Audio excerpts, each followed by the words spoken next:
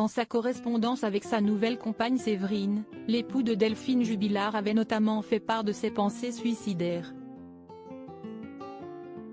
En effet, incarcéré pour homicide par conjoint, le père des 2 enfants de la disparue Delphine Jubilard, estimait, d'après Le Parisien qui a pu lire ses écrits, qu'il ne manquera à personne, puisqu'il est considéré comme le suspect numéro 1.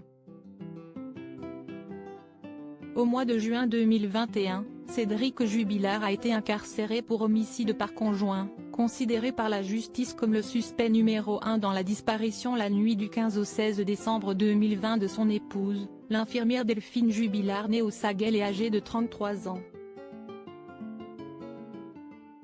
Au sein de l'établissement pénitentiaire de Toulouse-Cesse, Haute-Garonne, le peintre plaquiste continue de faire parler de lui alors que les fouilles se poursuivent pour obtenir une trace de la disparue. En effet, en couple avec Séverine L. Rencontré lors d'une battue pour retrouver son épouse, il lui écrit des lettres, contrôlées par l'administration pénitentiaire. Dans l'un de ses écrits qu'il a fait parvenir à l'automne dernier, il aborde notamment les pensées sombres qu'il ressent derrière les barreaux, indique Le Parisien. J'ai des idées noires et les cachets du psy ne font aucun effet. Je me dis que cela fera plaisir à beaucoup de personnes et que je ne manquerai pas forcément à grand monde. Le point positif, si est que les gendarmes pourront classer l'affaire. Vu que je suis leur unique suspect. Écrit Cédric Jubilard à sa compagne Séverine au mois d'octobre 2021, rapporte Le Parisien. Les mots d'un père de 2 enfants, Louis et Elia, âgés respectivement de 7 et 2 ans et placés chez la sœur de Delphine Jubilard. Il demande d'ailleurs à son ami de lui faire parvenir des photographies d'eux dans sa lettre, ainsi que d'elle. Ce qui intrigue surtout dans ce courrier, si est une série de chiffres dans la marge.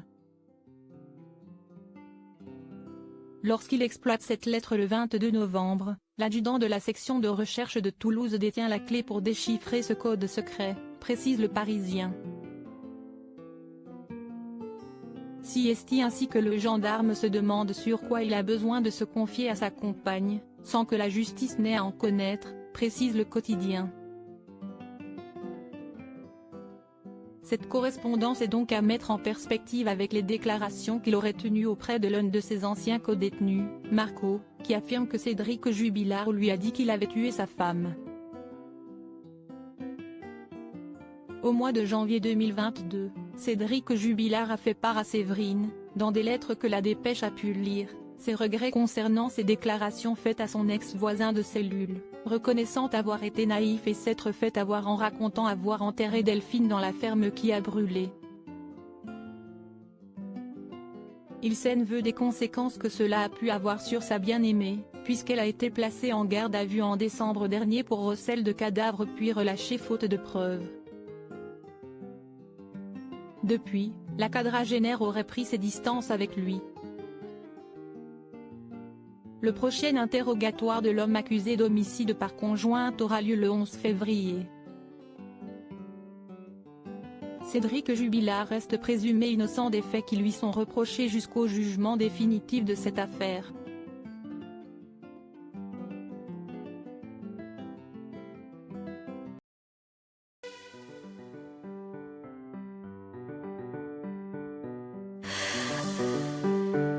나